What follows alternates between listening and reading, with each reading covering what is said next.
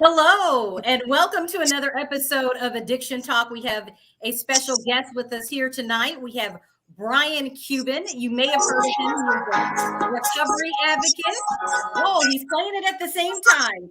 Thank you, Brian, for sharing this out to your community. I know that's what you're doing in this moment. So, as we have people starting to join us, we want to welcome Brian Cuban to tonight's Addiction Talk. He is a recovery advocate, a lawyer, a best-selling author, but also many people might not know this, but you, based on your last name, Brian, you are the brother of Mark Cuban. Many people know him from Shark Tank and the owner of That's the right. Dallas Mavericks. And if you don't believe me, look at this. I got this Mark Cuban talking doll here.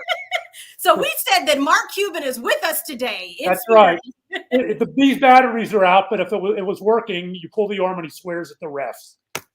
Well, hey, that is just, we love that he's here in spirit and joining us in any form that he can as we talk about your story. So, Brian, I want to get straight into it because as we think about people we want to have on Addiction Talk, we want guests that have compelling stories because we believe you can learn so much from another person's journey. So, I want to start with, a lot of people don't always go public with their stories. But you've not only gone public, but you've written books, you're talking about it.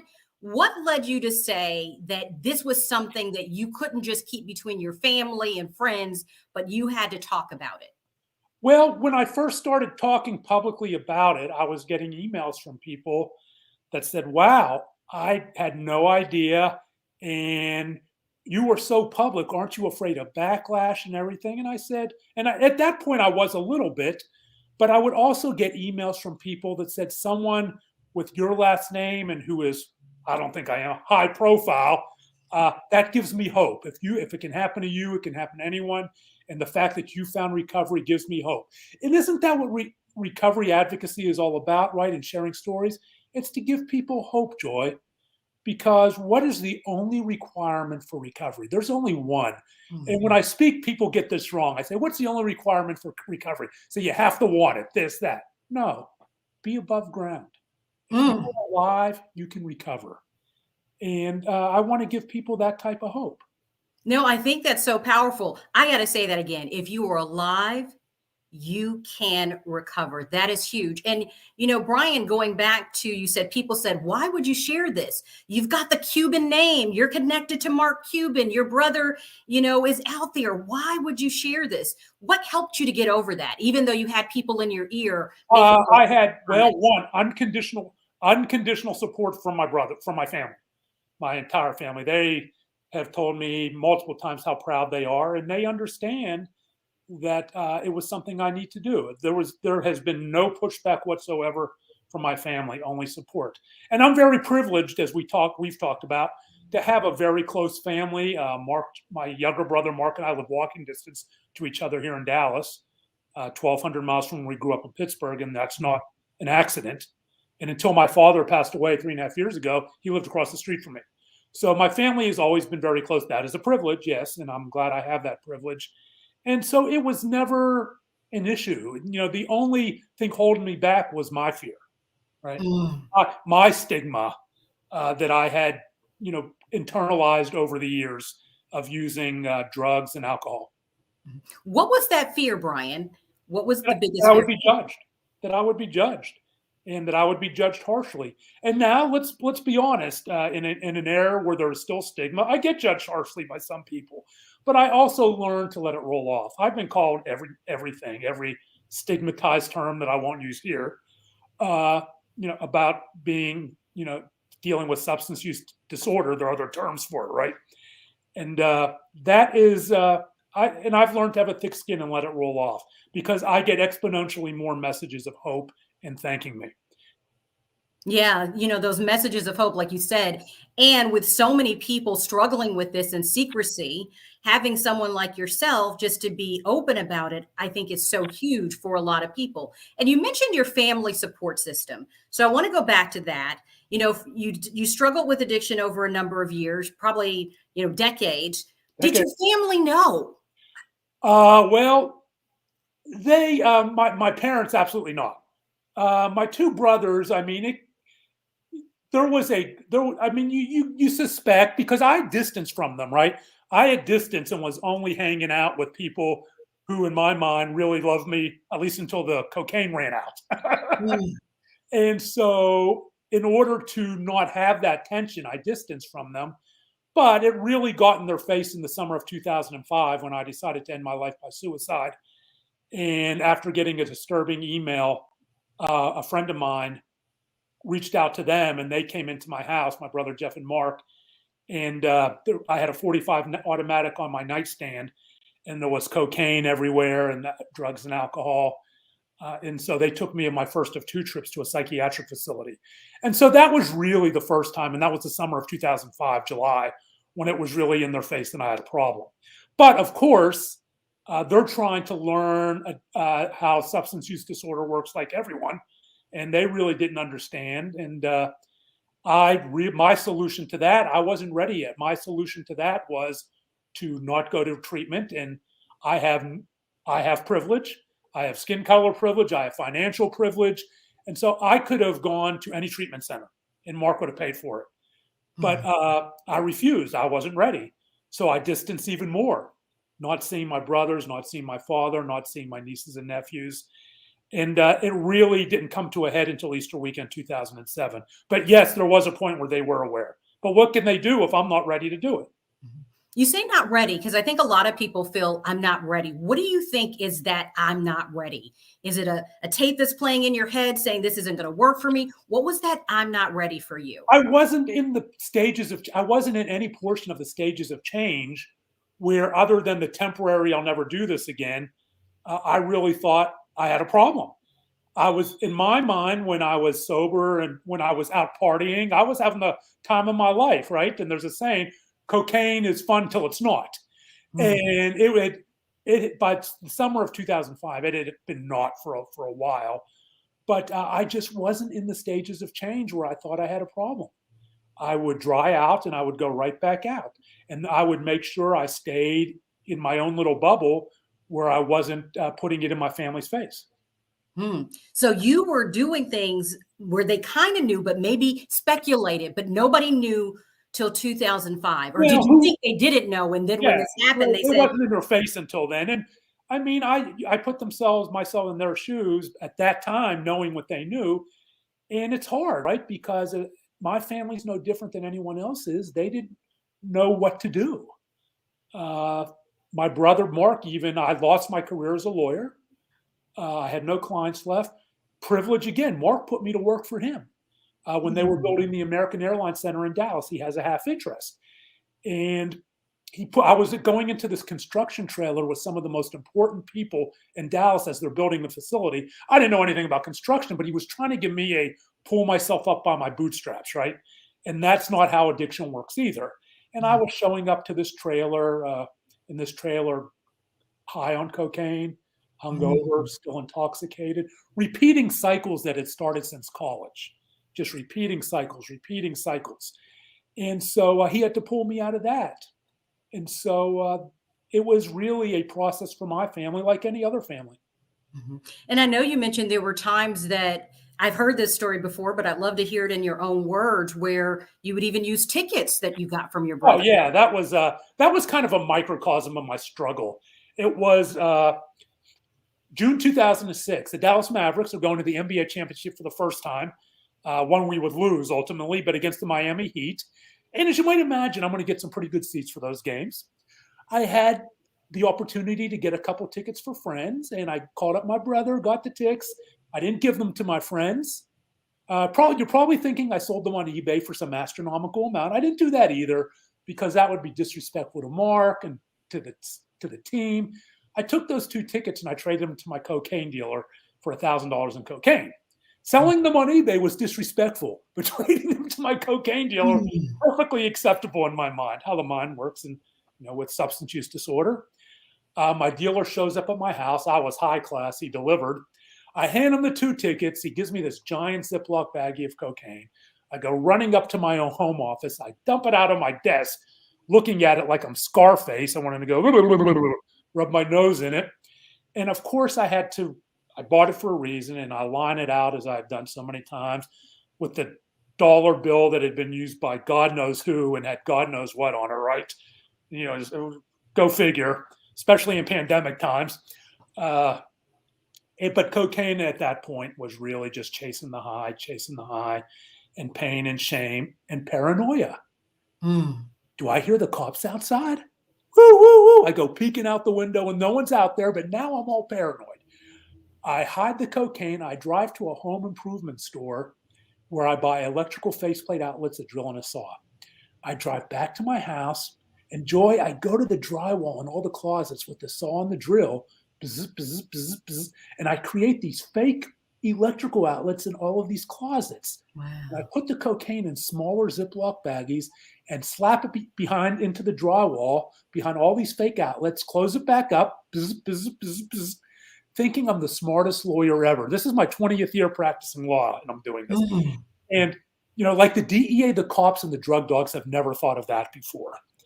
And I do some more, and again, just pain and shame. And it was at that point, it wasn't Brian, you have a problem. It was Brian, maybe you need to change out dealers. Brian, maybe you need to switch out the Jack Daniels for Grey Goose, right? And so in the paranoia again, I go back to the electrical outlets. Bzz, bzz, bzz, bzz. I take out the cocaine. I put it back in the giant Ziploc baggie, go to the toilet and flush it down the toilet. The next morning comes. I wake up and I'm looking at the ceiling and thinking, did I flush all my cocaine down the toilet last night? What an idiot. Who does that? There's another game tonight. So I call my brother again. I get 2 more tickets. I call my dealer up. He shows up at my house. He said, dude, you did all that last night?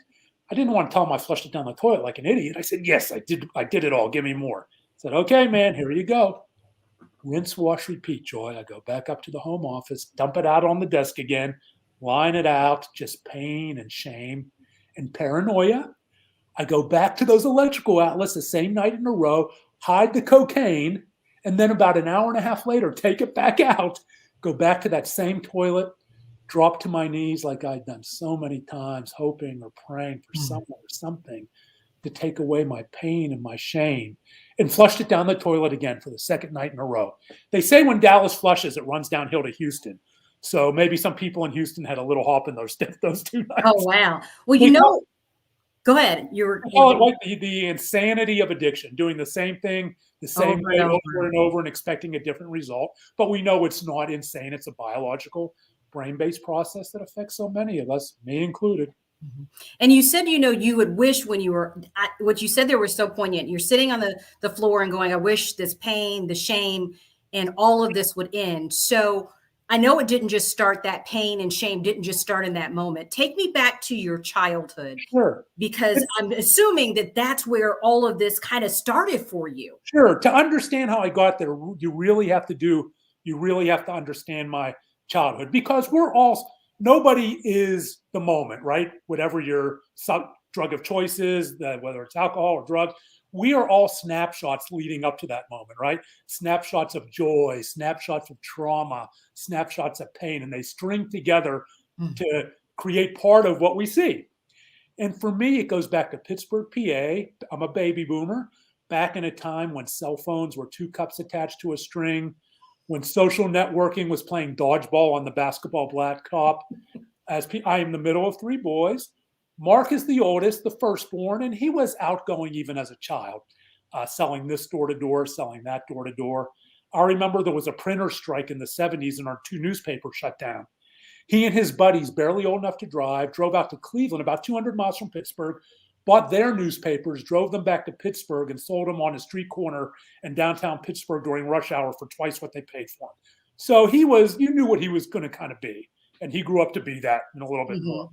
My younger brother, Jeff, was a nationally ranked wrestler, a jock, the beer parties, the girlfriends, the prom, the after-school parties, good-looking kid. All of the things I associated with peer acceptance and love. And I was classic middle child syndrome. I was shy. I was withdrawn. And I tended to isolate. And I wore anything negative said about me as who I was, like a skin-tight suit. And unfortunately, I also had a difficult relationship with my mom, Joy. And I'm going to tell you a little bit about this, but I want to make it clear that I do not blame my parents, my mother or my parents, for anything I went through. There is a difference between cause and correlation. Parents do not cause eating disorders. Parents do not cause addiction. But many things that can happen in the home, right, as we grow up, can correlate with mental health issues later in life. It'll happen to some people. It might not happen to others. That's why it's correlation, not cause. Right, right. There was a lot of fat shaming. And I used to come home from school during lunch and I would pull out the Chef Boyardee ravioli. I love Chef Boyardee, the beefaroni, the SpaghettiOs, the ravioli. And we didn't this was back before electric can openers. You pull it out and you're going, and we didn't have a microwave. This was before microwaves. You stick the spoon in. I didn't heat it up. My mom would come home from selling real estate, and not every time, but more than once, she'd say, Brian, if you don't control your eating, you're going to be a fat pig. And these were the things that her mother said to her, Joy. And these were the things that my great-grandmother probably said to my grandmother. I come from an Eastern European Jewish family that had a very dysfunctional relationship on food, the stereotypical Jewish grandmother, right? Food, food, food. And my mother had a very verbally and mentally abusive relationship with her mother, who was a diagnosed paranoid schizophrenic. So this kind of stuff, and so my mother suffered from her own mental health issues.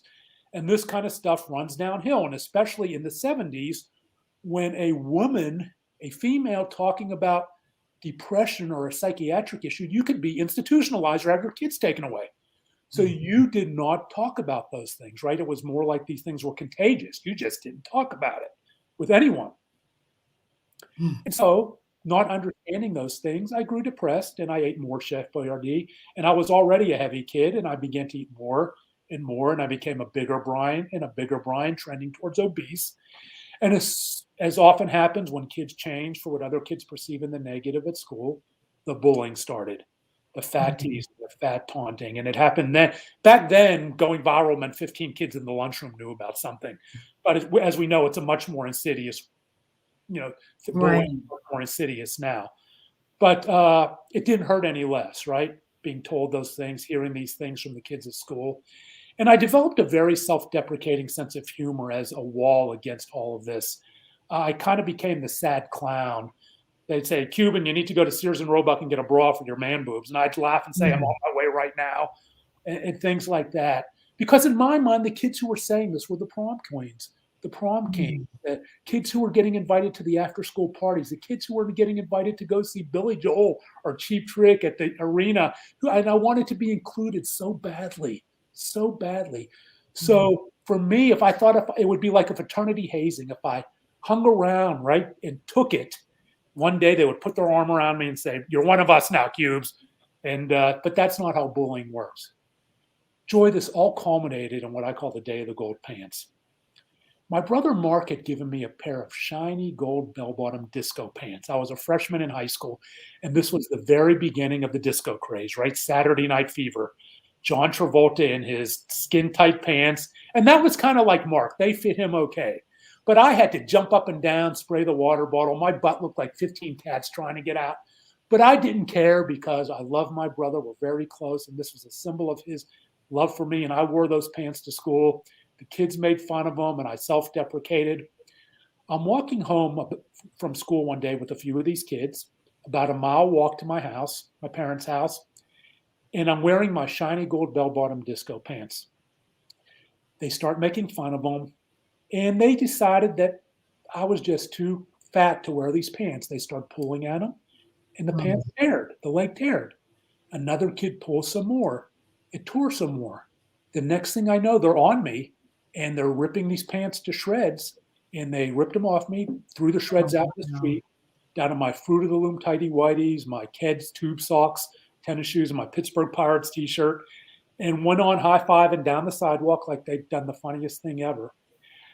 I picked up the shreds, covered up my underwear, and waddled home. People gawked. No one stopped. I got home, and I went down into our basement. It's funny, in Dallas, in Texas, you talk about basements, they think you're from Mars. And you see a basement, you go downstairs under the house. And there were these wooden stairs, and they creaked. Joy, every stair, they creaked. And the house was empty, but with every creak of these stairs, I felt like my mother could hear, my father could hear, my brothers all knew what had happened to me, that I was this fat pig who didn't know how to stand up to bullies. And I hid these shreds under the wastebasket, under the newspapers and the beat Chef Boyardee cans, the empty cans, in hoping that would hide my shame and bury it for life. But that's not how trauma works. Trauma remembers. Trauma threads through life. Trauma has its way of finding its way out in ways we never expect. And that event was so traumatic that I could take you to Pittsburgh, PA today and show you right where it happened, within a few feet. And it was right around then that I remember seeing a different Brian in the mirror, seeing a monster Joy, seeing a fat pig, seeing somebody who would never be loved by his mother, who loved me dearly, who's just struggling with her own issues, by any girls, would never get married, and whose brothers would ostracize them, and his father would ostracize him if he told anyone. And I never told a soul. That was the first snapshot. Oh, wow. That, Brian, I can just tell the way that you're able to tell the story, like you said, even being able to visualize where it happened and how that impacted your life. How do you think that played a role in you ultimately trying cocaine and going down this path? It played a big role. I mean, again, we have cause and correlation. There were many factors going on. But trauma is a strong correlator to substance use. It played a big role because it planted the seeds of body image issues and planted the seeds of body dysmorphic disorder, which I've been diagnosed with. And what body dysmorphic disorder is, Joy, is when someone, in a layman's way, when someone takes a small or even non-existent defect in their perceived reflection, right? And they exaggerate it in that reflection to the point where it affects their ability to function, quote unquote, normally in life. And for me, every time I saw my reflection, I saw this huge stomach. It wasn't a visual delusion, but an obsessive compulsive feeling that I wasn't seeing what was really, that, even though I wasn't, just obese, that it was just this huge stomach that basically covered up everything about my body. And when I went on to my freshman year at Penn State, I developed an eating disorder. I developed bulimia. That was my first disorder. And it was binging and purging. And every time I binged and purged, I felt like the next day I wouldn't see that stomach. And then I started drinking heavily because I just couldn't get rid of this what I saw in the mirror, and I hated myself, and I saw this monster. So I instinctively began drinking so I wouldn't have to feel it all. And before I knew it, as a fresh sophomore going into Penn State University, I wasn't diagnosed, but I'll call it alcohol use disorder, the label alcoholic, right? I was drinking every night. I was going to our liquor stores and buying these little bottles of tequila and drinking them in the alley where the nightclubs were so I could get drunk by myself before I went up into the bar to get drunker in the hopes it would change who I was.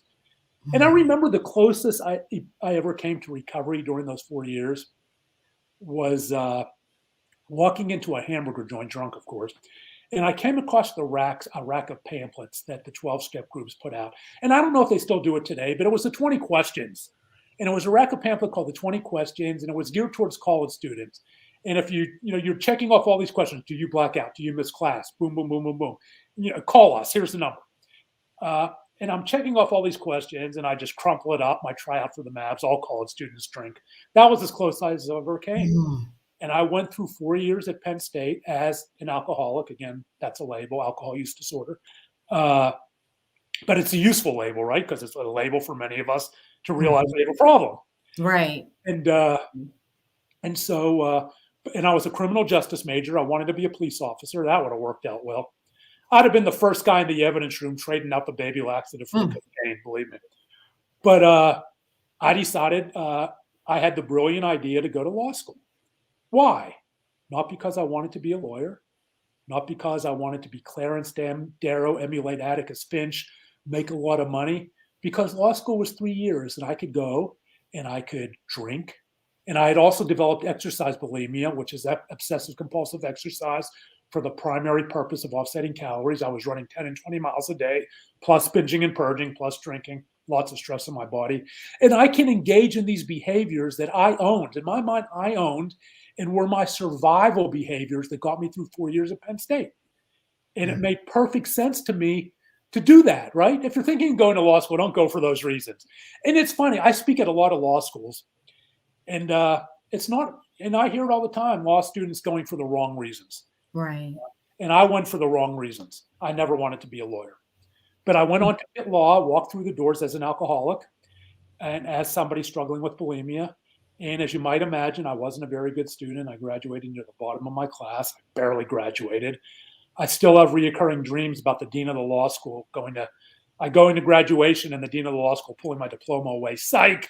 You didn't really get it. Mm-hmm. Yeah. So let me ask you this, Brian. How did you go from, I know you said you started using the alcohol. We see the, body dysmorphic disorder, all of that. And then it continues to kind of snowball. Yeah, we're getting there. Okay. You're telling me. I see it's like a snowball. I want people to understand the progression. Okay. So I did manage to graduate from law school, and I, with a couple $100 to my name and a duffel bag of smelly clothes, I took a Greyhound bus to Dallas, Texas, moved in with my brother, Mark, in Dallas. He met me at the Greyhound bus station. I moved in with him, didn't have a job, hadn't passed the bar yet, and which I would fail 3 times as real drug and alcohol addiction.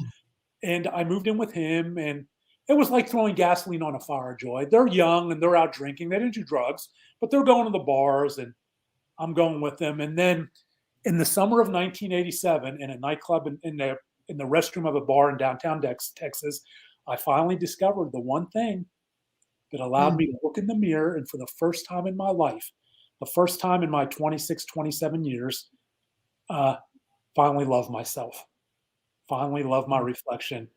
I discovered cocaine. I did that first line of cocaine in that bathroom. A buddy who also used gave it to me, and it was like nothing I had ever felt. For the first time in my life, I didn't hate myself. Whoa. So I go upstairs and I'm like, yes, yes, yes. But then the cocaine wears off, right? And I'm a mess and I hate myself again. And now I have the depression, the cocaine wearing off. And so I find the dealer and I buy some more, and I buy some. And I quickly became psychologically dependent on cocaine. And I would later become physically dependent and addicted, right? Because these are all different things. And I became psychologically dependent on the feeling of looking in the mirror and loving myself. It was powerful. The need for self-love and acceptance can be as powerful as any drug. So when did you realize, because I think this is critical, that even though it was making you feel like that momentarily, it wasn't the answer? I didn't realize that till Easter weekend 2007. So there was a lot of stuff before that. I lost my career as a lawyer. I lost all my clients. No, I haven't been disbarred or suspended, but it wasn't for a lack of trying. I did a lot of shady things as a lawyer to fuel my addiction. And in the 2005, as we said, I tried to end my life. I was going to end my life by suicide.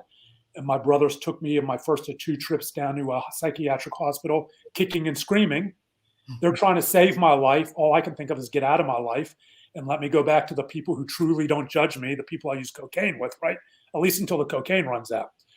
And so my solution wasn't to take that first step in recovery. It was to distance from my family so I can continue to party and use. And here's privilege again. Here's the privilege. And I acknowledge I would be disingenuous not to acknowledge that I have privilege on multiple layers. They say addiction doesn't discriminate on an individual basis, but it does hit different demographics differently, underserved demographics and things like that. And I certainly had a lot of privilege on that basis. I could have walked into any treatment facility without insurance. My brothers would have paid for it. And I had no job. Mark was supporting me. Mark was literally supporting me because he didn't want me living under a bridge. And I'm very fortunate to have a close family and a brother who has those resources, who loves me dearly, and I love him dearly. Well, isn't that enablement? Well, yeah, but it's enablement that got me here talking to everyone approaching 15 years in recovery. So I'm very grateful to my family for playing a role in saving my life.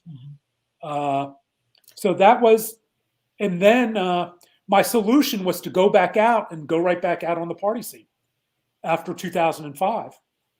And then even after all, so let me get this right. So even after all of this, you have this attempted suicide attempt. Your family comes in to rescue you, gets you to a psychiatric location to kind of deal with this. yeah, You're still in that mindset. So what was it? Because when I look at you now, Mark, right, nearly 15 years right, out, right. there had to be something, because you spent 20 years, in this struggle. What shifted? We're going to fast forward to January 2006. I'd begun dating someone. Her name's Amanda, and we eventually moved in together. And I remember when someone asked me, "Brian, you're moving in with her. She doesn't do drugs. She doesn't do what you do. You do what you do.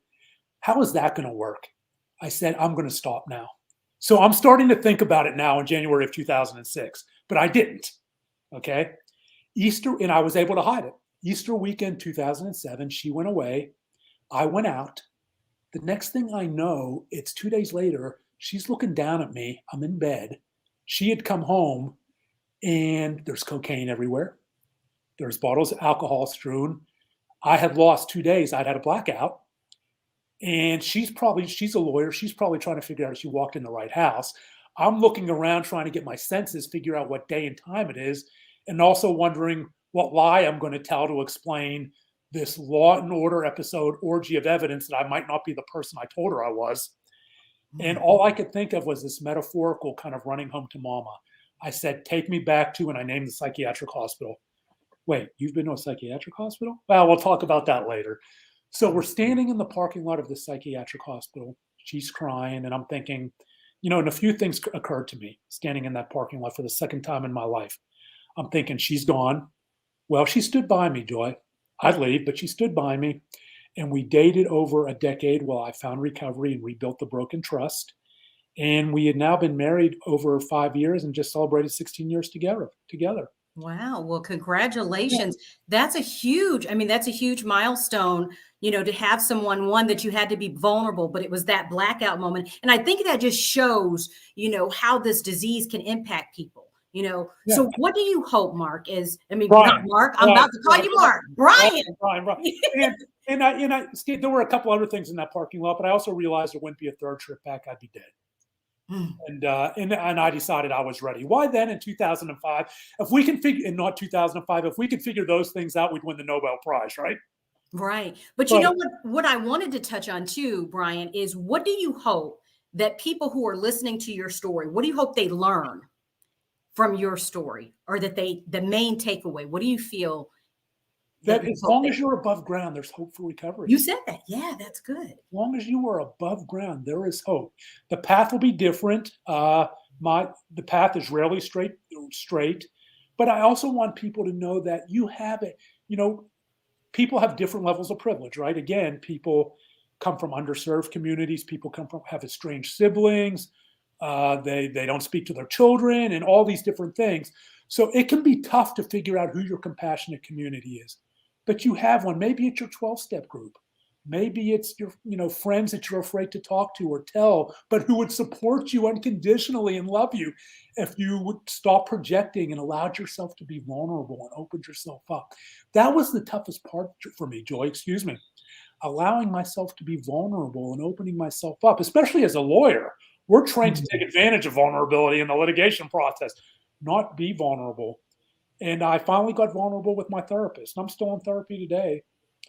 And that is what I want people to know, that figure out who your compassionate community is and take advantage of that, because maybe you're projecting. And if you don't have one, create one. And there is always hope for recovery. Always. And I don't know your story. And as I told you pre-show, I don't claim to be an expert at anything but my story. That's it. That's it. Right. Well, just, you've given us so many golden nuggets, but I want to touch on a few more things with you, Brian, because one of the things that has come out of your story is writing. You're an author, which we have on there, best-selling author. You've written several books. How has writing been part of this journey for you? It has been very cathartic, especially at the beginning when I started just blogging. My first blog about any disorder I was suffering was about my eating disorder. When I wrote a blog about being in recovery from bulimia, and that was a huge step for me. And it was scary, and I wrote it back in 2000. I wrote it. I was already close to a year in my recovery. for my eating disorder, but it's such a stigmatized thing for males, right? Even though up to 40% of all those suffering from eating disorders are male. And a lot of people are probably doing a double take at that stat because it's They think it's stereotyped female. as Yeah. a female disorder. But no, close to half. But only 1 in 10 males will seek treatment. And so it's very stigmatized because of that. And so I wrote that blog, and I had all these people reach out to me. And this was early in the blogging era, and telling me that they were a male and they had body image issues and struggling, and females as well. And wow, I have the power of the pen or the key to give people hope. And it also made me feel good about myself and I realized that I can be vulnerable and heal and go through a cathartic healing through my ability to express myself. That was the first.